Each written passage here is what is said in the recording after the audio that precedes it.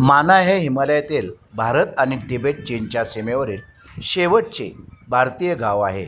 हे चमोली जिल्ह्यात वसलेले आहे. उत्तराखंड सरकारने या गावाला पर्यटन गाव म्हणून घोषित केले आहे.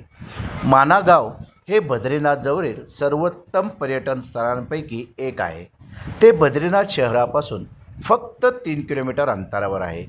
हे गाव सरस. आज आपण अशा ठिकाणी चाललेलो आहे. ते गाव मी तुम्हाला दाखवणार आहे, ज्या गावाची सुरुवात भारतातलं पहिलं गाव, जे पहिल्यांदा सुरुवातीला भारतातलं शेवटचं गाव म्हणून ओळखलं जायचं, पण आपले मोदीजींनी जाहीर केलं की हे भारतातलं पहिलं गाव आहे.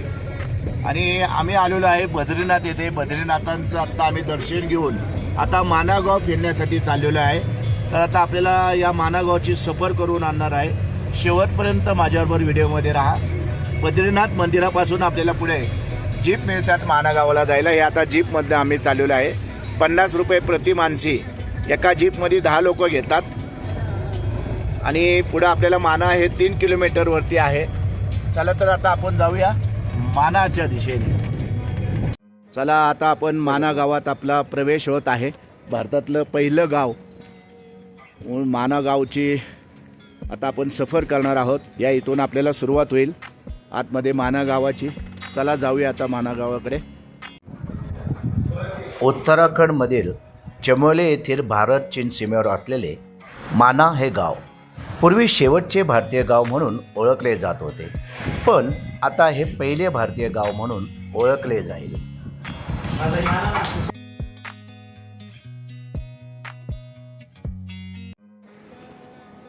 हे पहा, हे माना गावातलं चायचं पहिलं दुकान. चाय का पहिलं दुकान मानागाव. आज मानागावची सफर आमचे बरोबर सगळे कलिग आहेत. हे आहेत रोकडे मॅडम. नमस्कार. नमस्कार. हे आहेत आमच्या बाळासाहेब शितोळे यांच्या पत्नी मंगळ शितोळे. नमस्कार बाळासाहेब. हे आमचे पुढे चाललेत बाळासाहेब. हे आमचे बाळासाहेब. आज आम्ही 4 जण या मानागावची सफर करत आहोत. संपूर्ण मानागाव फिरून तुम्हाला दाखवणार आहे आम्ही.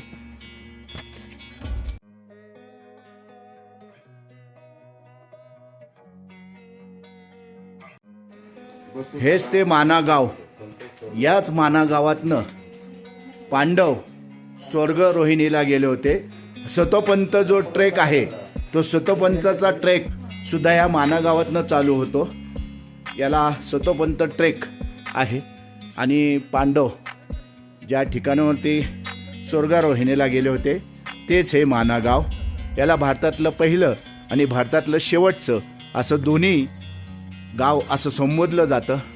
आता या संपूर्ण गावाची आपण सफर करूयात. शेवटपर्यंत माझ्याबरोबर राहा. तुम्हाला हे संपूर्ण गाव दाखवतो मी. या ठिकाणी काही मंदिर आहेत, ते सुद्धा आपण पाहणार आहोत.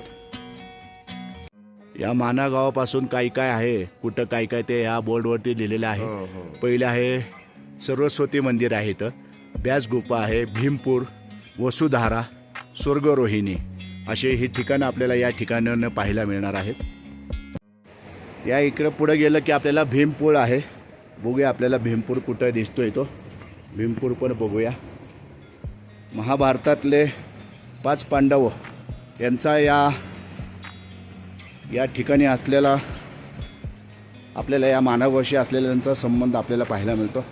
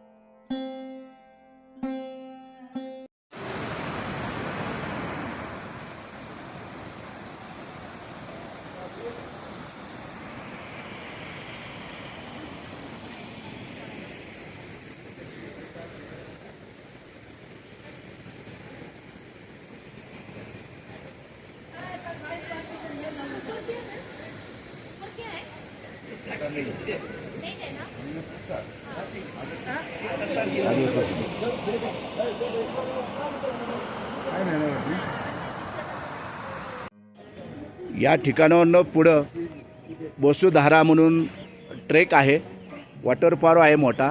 या रस्त्याने पुढं जाता येतं. 4.5 किलोमीटर अंतरावरती आहे. या मानगावातनंच आपल्याला पुढं जावं लागतं. आता आम्हाला वेळ नसल्यामुळे आम्ही जात नाही आहे. आता आपण संपूर्ण मानगाव फिरूया आणि पाहूया.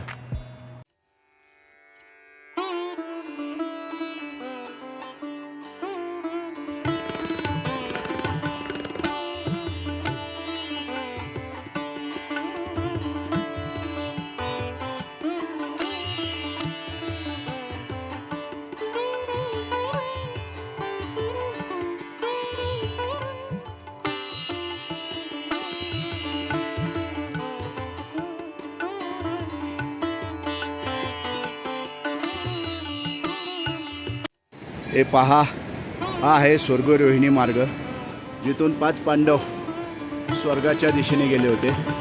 तेच हे स्वर्गरोहिणी. आता आपण पाहूया संपूर्ण स्वर्गरोहिणीचा मार्ग. या कमानीपासून सुरुवात झालेली आहे आणि आता हे पुढं आपल्याला या ठिकाणी सर्व 5 पांडव आपल्याला या ठिकाणी दिसत आहेत.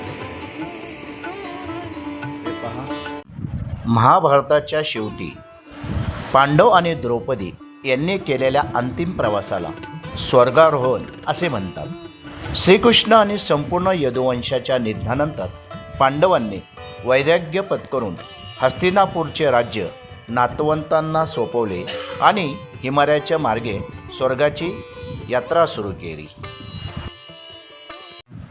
या प्रवासात 5वी पांडव युधिष्ठिर, भीम, अर्जुन, नकुल, सहदेव, द्रौपदी आणि एक कुत्रा त्यांच्यासोबत होता. हिमालयाच्या अत्यंत खडतर प्रवासात एक एक करून सर्वजण कोसळले आणि त्यांचा मृत्यू झाला.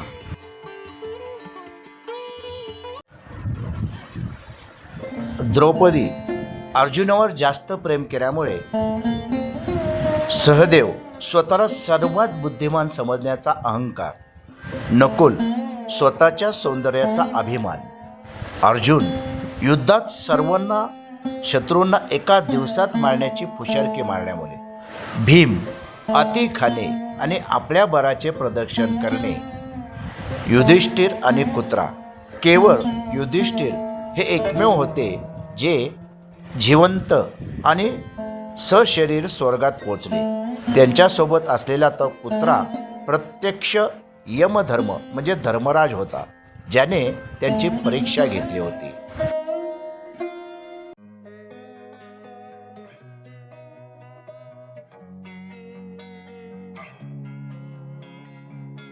भारतातलं प्रथम चायचं दुकान. या ठिकाणी आता आमचे सहकारी या ठिकाणी चाय पित आहेत. रोकडे मॅडम, चितळे मॅडम, आमचे बाळासाहेब या ठिकाणी पहिल्यांदाच भारतातल्या पहिल्या चायच्या दुकानावरती चहा पित आहेत. पाठीमागे आपले मोदीजीसुद्धा आहेत.